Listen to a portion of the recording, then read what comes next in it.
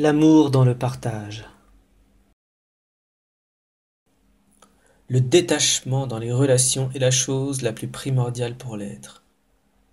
L'attachement nourrit la passion et entraîne la personne dans les élans duels, dans les volontés de sauver l'autre, les personnes aimées et chéries, par cette passion agrémentée par l'effet de possession et le sentiment de la perte d'eux. La relation, qu'elle soit sentimentale amoureuse ou amicale amoureuse, familiale amoureuse, elle est une love bite, comme l'expriment les Léo. C'est ce qui fait persister la notion d'attachement.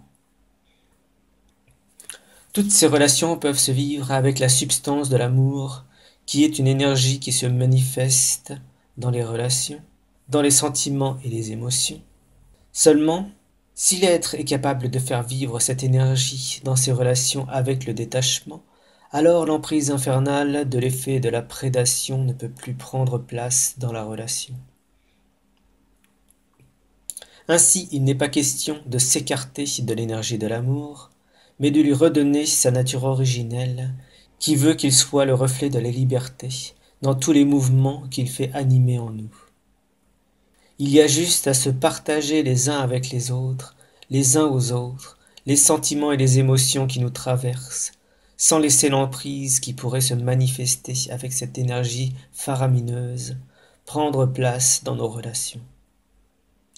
Si on conçoit que ce principe de l'énergie libre se formule en toute chose, on est en mesure de comprendre que la substance d'amour, qui est l'essence de toute création, est régie sur cette même base de liberté, et alors on ne peut plus se lancer à corps perdu dans des relations où l'amour est détourné de son énergie, ressemblant alors à un amour frelaté, qui devient toxique et dévastateur, autant pour les émotions que les sentiments qui s'inscrivent en nous. Soyons capables alors de revenir à l'origine des choses, libres et sans attache, et pourtant capables d'offrir et de partager cette force d'amour comme un don sans fin à tous ceux qui sont en mesure de le recevoir dans cet état. Expression de Cédric.